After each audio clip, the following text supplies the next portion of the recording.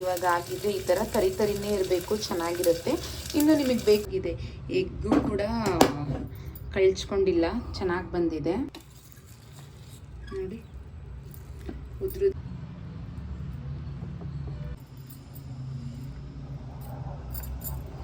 ತಗೊಳ್ಳಿ guys. Taste ಅಂತೂ super ಆಗಿದೆ. ನೀವು ಕೂಡ welcome back to my YouTube channel ಅಂತ ಹೇಳ್ತಾ, ಇವತ್ತು ನಾನು ಯೂಟ್ಯೂಬ್ನಲ್ಲಿ ಎಗ್ ಮಶ್ರೂಮ್ ಬಿರಿಯಾನಿನೇ ಯಾವ ಥರ ಮಾಡೋದು ಟೇಸ್ಟಿಯಾಗಿ ಅಂತ ಹೇಳ್ಕೊಡ್ತೀನಿ. ಆ್ಯಕ್ಚುಲಿ ಇದು ಹೆಲ್ತ್ಗೂ ಕೂಡ ಒಳ್ಳೆಯದು. ಇದರಲ್ಲೇ ಪ್ರೋಟೀನ್ ಎಲ್ಲ ಇನ್ಕ್ಲೂಡ್ ಆಗಿಬಿಟ್ಟಿರುತ್ತೆ, ಯಾಕಂದರೆ ಎಗ್ ಹಾಕ್ತಾ ಇದ್ದೀನಲ್ಲ. ಹಾಗಾಗಿ ಇವತ್ತೊಂದು ಟೇಸ್ಟಿ ರೆಸಿಪಿನ ಹೇಳ್ಕೊಳ್ಳೋಣ ಅಂತ ಮಾಡ್ತಾಯಿದ್ದೀನಿ. ಬನ್ನಿ ಇವಾಗ ಅದನ್ನ ಯಾವ ಥರ ಮಾಡೋದು ಅಂತ ನಾನು ಫುಲ್ ವೀಡಿಯೋದಲ್ಲಿ ತೋರಿಸ್ತಾ ಹೋಗ್ತೀನಿ. ಮತ್ತು ಇವತ್ತೆಲ್ಲ ಫಸ್ಟ್ ಟೈಮ್ ನನ್ನ ಚಾನಲ್ನ ನೋಡ್ತಿದ್ರೆ ಹೋಗಿ ಸಬ್ಸ್ಕ್ರೈಬ್ ಮಾಡ್ಕೊಳ್ಳಿ, ಬೆಲ್ಲೈಕನ್ನ ಕ್ಲಿಕ್ ಮಾಡಿ ಅಂತ ಹೇಳ್ತಾ ನನ್ನ ವೀಡಿಯೋನ ಸ್ಟಾರ್ಟ್ ಮಾಡ್ತಾ ಇದ್ದೀನಿ. ಮಶ್ರೂಮ್ ಬಿರಿಯಾನಿ ಮಾಡೋದಕ್ಕೆ ನಾನು ಇಲ್ಲಿ ಮೇನ್ ಇಂಗ್ರೀಡಿಯೆಂಟ್ಸ್ ಏನಂದರೆ, ಒಂದು ಚಿಕ್ಕ ಗಾತ್ರದ 2 ಟೊಮೊಟೊನ ತೊಗೊಂಡಿದ್ದೀನಿ, ಮತ್ತು 1 ಈರುಳ್ಳಿನ ಕಟ್ ಮಾಡಿ ಇಟ್ಕೊಂಡಿದ್ದೀನಿ, ಮತ್ತು ಹಸಿಮೆಣಸಿನ್ಕಾಯಿ 3, 1 ಇಕ್ಲು ಬೆಳ್ಳುಳ್ಳಿನ ಬಿಡಿಸಿಟ್ಕೊಂಡಿದ್ದೀನಿ, ಮತ್ತು ಪಿಂಚ್ ಶುಂಠಿನ ತೊಗೊಂಡಿದ್ದೀನಿ. ಮೇನ್ ಇಂಗ್ರೀಡಿಯೆಂಟ್ಸ್ ಎಗ್ ಮತ್ತು ಮಶ್ರೂಮ್. ನಾನಿವತ್ತು ಮಾಡ್ತಿರೋದು ಮಶ್ರೂಮ್ ಎಗ್ ಬಿರಿಯಾನಿ. ಇದು ತುಂಬ ಟೇಸ್ಟಿಯಾಗಿರುತ್ತೆ. ನಾನು ಒಂದ್ಸರಿ ಟ್ರೈ ಮಾಡಿ ಚೆನ್ನಾಗಿರೋದಕ್ಕೆ ಇವತ್ತು ವಿಡಿಯೋನ ಮಾಡಿಕೊಂಡು ನಿಮಗೆ ತೋರಿಸೋಣ ಅಂದ್ಕೊಂಡಿದ್ದೀನಿ. ಟೇಸ್ಟಿಯಾಗಿರುತ್ತೆ ಮತ್ತು ಹೆಲ್ದಿ ಕೂಡ, ಬೇಗ ಆಗೋಗ್ಬಿಡುತ್ತೆ ಇದು. ಇವಾಗ ಬನ್ನಿ ಯಾವ ಥರ ಮಾಡೋದು ನೋಡ್ತಾ ಹೋಗೋಣ. ನಾನು ಇಲ್ಲಿ ಕುಕ್ಕರ್ನ ಹೀಟ್ ಮಾಡೋಕ್ಕೆ ಇಟ್ಕೊತಾ ಇದ್ದೀನಿ. ಹೀಟ್ ಆದಮೇಲೆ ಸ್ವಲ್ಪ ಆಯಿಲ್ನ ಹಾಕ್ಕೊಂಡಿದ್ದೀನಿ, ಮತ್ತು ಅದಕ್ಕೆ 1 ಟೇಬಲ್ ಸ್ಪೂನಷ್ಟು ಗೀನ ಯೂಸ್ ಮಾಡ್ತಾ ಇದ್ದೀನಿ. ನೀವು ಬೇಕಾದರೆ ಬಟರ್ ಇದ್ದರೆ ಬಟರ್ ಕೂಡ ಯೂಸ್ ಮಾಡ್ಕೊಬೋದು, ಗೀ ಯೂಸ್ ಮಾಡಿದ್ರೆ ಟೇಸ್ಟ್ ಚೆನ್ನಾಗಿರುತ್ತೆ. ಸ್ವಲ್ಪ ಹೀಟ್ ಆದಮೇಲೆ ನಾನಿಲ್ಲಿ 2 ಏಲಕ್ಕಿ, 2 ಚಕ್ಕೆ ಮತ್ತು 2 ಲವಂಗನ ಹಾಕ್ಕೊತಾ ಇದ್ದೀನಿ. ನೆಕ್ಸ್ಟ್ ಆವಾಗಲೇ ಏನು ಹೆಚ್ಚಿಟ್ಕೊಂಡಿದ್ವಿ ಹಸಿಮೆಣಸಿನಕಾಯಿ ಮತ್ತು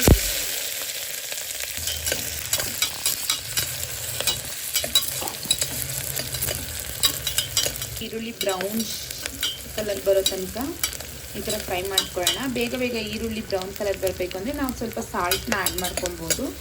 ನಾನು ಸಾಲ್ಟನ್ನು ಆ್ಯಡ್ ಮಾಡಿಲ್ಲ, ಪ್ಯಾನ್ ಚೆನ್ನಾಗಿ ಕಾಯ್ದಿರೋದ್ರಿಂದ ಈರುಳ್ಳಿ ಬೇಗ ಬ್ರೌನ್ ಕಲರ್ ಬಂದಿದೆ. ಇವಾಗ ನಾನು ಇದಕ್ಕೆ ಟೊಮೊಟೊನ ಆ್ಯಡ್ ಮಾಡ್ಕೊತೀನಿ.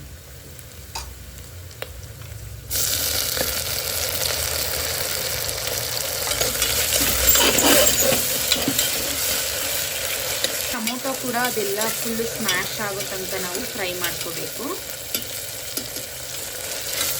ಟೊಮೊಟೊ ಸ್ವಲ್ಪ ಸ್ಮ್ಯಾಶ್ ಆಗೋ ತನಕ ಅದು ಒಂದು 5 ಮಿನಿಟ್ಸ್ ಬಿಟ್ಬಿಟ್ರೆ ಆಗೇನು ಸ್ಮ್ಯಾಶ್ ಆಗುತ್ತೆ. ಅಷ್ಟರಲ್ಲಿ ನಾನು ಆವಾಗಲೇ ಏನು ತೊಗೊಂಡಿದ್ದೆ ಶುಂಠಿ ಬೆಳ್ಳುಳ್ಳಿನ, ನಾನು ಇದನ್ನು ಹಾಗೇ ಜಜ್ಕೊಂಡು ಹಾಕೊತೀನಿ. ಫ್ರ್ಯಾಗ್ರೆನ್ಸ್ ಚೆನ್ನಾಗಿರುತ್ತೆ ಮತ್ತು ಟೇಸ್ಟ್ ಕೂಡ ತುಂಬಾ ಚೆನ್ನಾಗಿರುತ್ತೆ. ಯಾವಾಗಲೂ ಶುಂಠಿ ಬೆಳ್ಳುಳ್ಳಿ ಪೇಸ್ಟ್ನ ನಾನು ಅಂಗಡಿನ ಯೂಸ್ ಮಾಡಲ್ಲ, ಮನೇಲೇ ರೆಡಿಮೇಡಾಗಿ ಮಾಡ್ಕೊತೀನಿ. ಬೇಕು ಅಂದಾಗ ಮಾಡ್ಕೊಂಡು ಮಾಡೋದ್ರಿಂದ ಬಿರಿಯಾನಿಗಾಗಿರ್ಬೋದು, ಈ ಪಲಾವ್ ಎಲ್ಲದಕ್ಕೂ ಕೂಡ ನಾನು ಇದೇ ಥರ ಮಾಡ್ಕೊಳ್ಳೋದು. ತುಂಬಾ ಟೇಸ್ಟಿ ಇರುತ್ತೆ, ಅದು ಫ್ರ್ಯಾಗ್ರೆನ್ಸ್ ಚೆನ್ನಾಗಿರುತ್ತೆ. ನಾವು ಅಂಗಡಿಯಿಂದ ಏನು ತರ್ತೀವಿ ಅದು ಎಷ್ಟು ದಿನ ಆಗಿರುತ್ತೋ ಅವ್ರು ಮಾಡಿ ಅದನ್ನು ಹಾಕೋದ್ರಿಂದ ನಮ್ಮ ಹೆಲ್ತ್ಗೆ ಅಷ್ಟೇನು ಚೆನ್ನಾಗಿರಲ್ಲ ಅಂತ ಅಂದ್ಕೊತೀನಿ.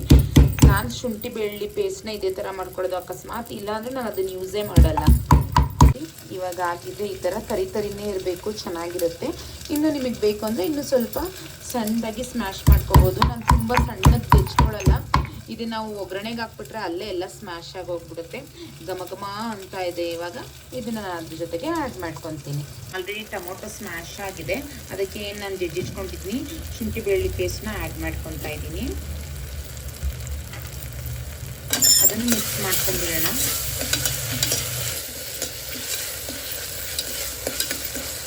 ಪುದೀನ ಆ್ಯಡ್ ಮಾಡ್ಕೊತಿದ್ದೀನಿ. ಟೇಬಲ್ ಸ್ಪೂನಷ್ಟು ಖಾರದ ಪುಡಿ, ಇದರಲ್ಲೂ 1/2 ಟೇಬಲ್ ಸ್ಪೂನಷ್ಟು ಧನಿಯದ ಪುಡಿ, ಗರಂ ಮಸಾಲ, ಸಾಲ್ಟ್ನ ಹಾಕ್ಕೊಂಡು ಇವಾಗ ನೀಟಾಗಿ ಮಸಾಲೆ ಎಲ್ಲ ಹಿಡಿಯೋ ಥರ ನಾವು ಇದನ್ನು ಮಿಕ್ಸ್ ಮಾಡ್ಕೊಂಡಿರೋಣ. ಮಸಾಲೆದು ಅತಿ ವಾಸನೆ ಎಲ್ಲ ಹೋಗಿದೆ. ಇವಾಗ ನಾವು ಇದಕ್ಕೆ ಆವಾಗಲೇ ಏನು ಮಶ್ರೂಮ್ ಎತ್ತಿಟ್ಕೊಂಡಿದ್ದೀವಿ ಅಲ್ವಾ, ಮಶ್ರೂಮ್ನ ಆ್ಯಡ್ ಮಾಡ್ಕೊತಿದ್ದೀನಿ. ನಾನಿಲ್ಲಿ 1 ಪ್ಯಾಕ್ ಮಶ್ರೂಮ್ನ ತೊಗೊಂಡಿದ್ದೀನಿ. ಅದರಲ್ಲಿ ಏನೊಂದು 50 ಗ್ರಾಮ್ ಇರಬೇಕಂತ ಅನಿಸುತ್ತೆ.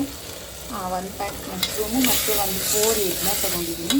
ಇವಾಗ ಇದು ಮಸಾಲೆ ಎಲ್ಲ ಚೆನ್ನಾಗಿ ಒಂದು 5 ಮಿನಿಟ್ಸ್ 2 to 3 ಮಿನಿಟ್ಸ್ ಮಸಾಲೆ ಬೇಕಂತ ಈ ಥರ ನೀಟಾಗಿ ಮಿಕ್ಸ್ ಮಾಡಿಕೊಡಿ. ಕಡೆ ಮಶ್ರೂಮ್ ಮಸಾಲೆ ಡಿಶ್ ನಾನು ಏನು ಎಗ್ನ ತೊಗೊಂಡಿದ್ದೆ ಆ ಎಗ್ನ ಸ್ವಲ್ಪ ಫ್ರೈ ಮಾಡ್ಕೋಬೇಕು. ಎಗ್ ಬಿರಿಯಾನಿ ಮಾಡಬೇಕಾದ್ರೆ ಎಗ್ ಸ್ವಲ್ಪ ಫ್ರೈ ಮಾಡ್ಕೊಂಡ್ರೆ ಅದು ಟೇಸ್ಟಿಯಾಗಿರುತ್ತೆ ಅಂತ ನಾನಿಲ್ಲೊಂದು ಪ್ಯಾನ್ನ ಕಾಯಕ್ಕಿಟ್ಕೊಂಡು ಪ್ಯಾನ್ ಕಾಯ್ದ ಮೇಲೆ ನಾನಿಲ್ಲಿ ಸ್ವಲ್ಪ ಆಯಿಲ್ನ ಹಾಕ್ಕೊಂಡು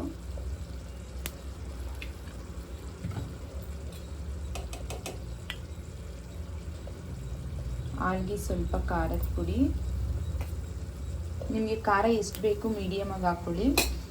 ಯಾಕಂದರೆ ನಾವು ಪಲಾವ್ಗೂ ಕೂಡ ಹಾಕಿರ್ತೀವಲ್ಲ ಅಲ್ಲಿನೂ ಕೊಕ್ಕುರ ಖಾರ ಅದಕ್ಕೆ ಮೀಡಿಯಮ್ ಆಗಿದ್ದರೆ ಚೆನ್ನಾಗಿರುತ್ತೆ, ಇಲ್ಲ ಜಾಸ್ತಿ ಖಾರ ಹಾಕ್ಬಿಟ್ರೆ ಚೆನ್ನಾಗಿರಲ್ಲ. ನಾನು ಸ್ವಲ್ಪ ಖಾರದ ಪುಡಿ ಮತ್ತು ಸ್ವಲ್ಪ ಸಾಲ್ಟ್ನ ಆ್ಯಡ್ ಮಾಡ್ಕೊತೀನಿ. ನಾನು ಎಗ್ನ ಬಾಯ್ಲ್ ಮಾಡ್ಕೋಬೇಕಾದ್ರೆ ಸಾಲ್ಟ್ನ ಹಾಕಿರಲಿಲ್ಲ, ಹಾಗಾಗಿ ಇಲ್ಲಿ ಸ್ವಲ್ಪ ರೋಸ್ಟ್ ಮಾಡ್ಕೊಂಡು ಅದರೊಳಗಡೆ ಹಾಕಿದ್ರೆ ಕ್ರಿಸ್ಪಿಯಾಗಿ ಚೆನ್ನಾಗಿರುತ್ತೆ ಅಂತ ಹೇಳ್ಬಿಟ್ಟು ನಾನು ಸ್ವಲ್ಪ ಸಾಲ್ಟ್ ಆ್ಯಡ್ ಮಾಡ್ಕೊಂಡಿದ್ದೀನಿ. ಎಗ್ನ ತೊಗೊಂಡಿದ್ದೆ ಅಲ್ವಾ, ನಾನಿಲ್ಲಿ 4 ಎಗ್ಸ್ನ ತೊಗೊಂಡಿದ್ದೀನಿ. ಇದನ್ನು ಸ್ವಲ್ಪ ಈ ಥರ ಕಟ್ ಮಾಡಿಕೊಂಡು ಇದಕ್ಕೆ ಮಸಾಲೆ ಹಿಡಿಯೋ ಥರ ಚಾಕಲ್ಲಿ ಈ ಥರ ನೀಟಾಗಿ ಕಟ್ ಮಾಡಿ ಇಟ್ಕೊಳ್ಳೋಣ. ಆ ಖಾರ ಎಲ್ಲ ಹಿಡಿಬೇಕಲ್ವ ನೀಟಾಗಿ, ಹಾಗಾಗಿ ಈ ಥರ ಕಟ್ ಮಾಡಿ ಇಟ್ಕೊಂಡು ಇವಾಗ ತವ ಮೇಲೆ ಹಾಕೊಳ್ಳೋಣ.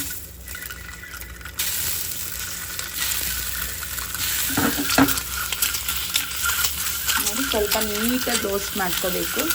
ಅದು ಟೇಸ್ಟ್ ತಿನ್ನಬೇಕಾದ್ರೆ ನಮಗೆ ಟೇಸ್ಟು ಬರಬೇಕು, ಆ ಥರ ಸ್ವಲ್ಪ ರೋಸ್ಟ್ ಮಾಡ್ಕೊಳ್ಳಿ.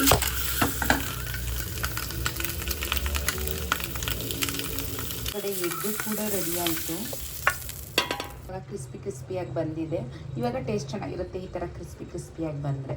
1 ಟೈಮ್ಗೆ ಮಾಡ್ತಿರೋದ್ರಿಂದ 1.5 ಗ್ಲಾಸ್ ರೈಸ್ನ ಆ್ಯಡ್ ಮಾಡ್ಕೊತಿದ್ದೀನಿ. ಇವಾಗ ನಾವು ಮಶ್ರೂಮ್ ಏನು ಹಾಕಿದೆ ಅದು ಆಯಿಲ್ ಎಲ್ಲ ಬಿಟ್ಕೊಂಡಿದ್ದೆ. ಆಯಿಲ್ ಬಿಟ್ಕೊಂಡ್ಮೇಲೆ ನಾನು ಏನು ಅಕ್ಕಿ ಹಾಕೊಂಡ್ಬಿಡ್ಬೇಕು. ಇವಾಗ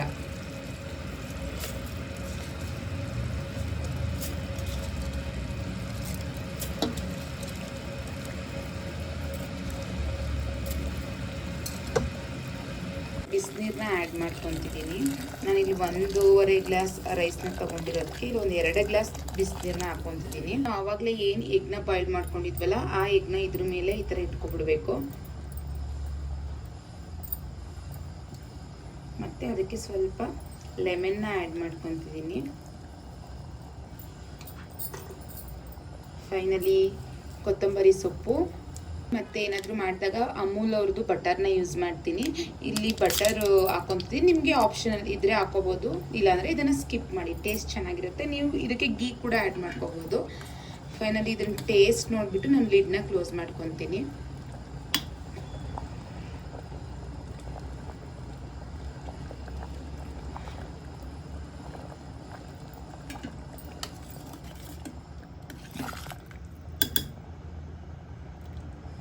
ಲಿಡ್ನ ಕ್ಲೋಸ್ ಮಾಡಿಕೊಂಡು 2 ವಿಷಲ್ ಬರ್ಸ್ಕೊಳ್ಳೋಣ.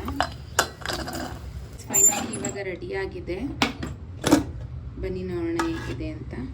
ನೋಡಿ, ವಾವ್ ಸೂಪರ್ ಆಗಿದೆ. ಎಗ್ಗು ಕೂಡ ಕಳ್ಚ್ಕೊಂಡಿಲ್ಲ, ಚೆನ್ನಾಗಿ ಬಂದಿದೆ. ನೋಡಿ ಉದ್ರುದ್ರಾಗೆ ಬಂದಿದೆ. ನಾನು ಸ್ವಲ್ಪ ತುಪ್ಪ ಮತ್ತು ಆಯಿಲ್ನ ಜಾಸ್ತಿ ಹಾಕಿರೋದ್ರಿಂದ ಆಯಿಲಿ ಕಾಣಿಸ್ತಾ ಇದೆ. ಸರ್ವ್ ಮಾಡ್ಕೊಳ್ಳೋಣ. ಬಿಸಿ ಎಗ್ ಮಶ್ರೂಮ್ ಬಿರಿಯಾನಿ ರೆಡಿ.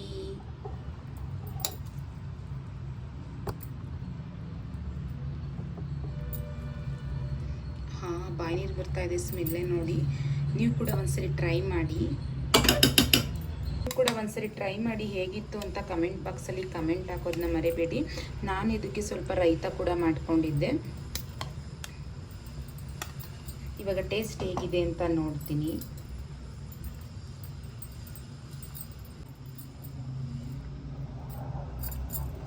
ತಗೊಳ್ಳಿ ಗಾಯ್ಸ್. ಟೇಸ್ಟ್ ಅಂತೂ ಸೂಪರ್ ಆಗಿದೆ. ನೀವು ಕೂಡ ಒಂದ್ಸರಿ ಟ್ರೈ ಮಾಡಿ ಹೇಗಿತ್ತು ಅಂತ ಕಮೆಂಟ್ ಬಾಕ್ಸಲ್ಲಿ ಕಮೆಂಟ್ ಹಾಕೋದು ಮರಿಬೇಡಿ. ಸಿ ಯು ಮತ್ತೆ ಇನ್ನೊಂದು ವಿಡಿಯೋ ಜೊತೆ ಸಿಗ್ತೀನಿ ಅಂತ ಹೇಳ್ತಾ ಇವತ್ತಿಗೆ ನನ್ನ ವಿಡಿಯೋನ ಎಂಡ್ ಮಾಡ್ತಾ ಇದ್ದೀನಿ. ಬಾಯ್.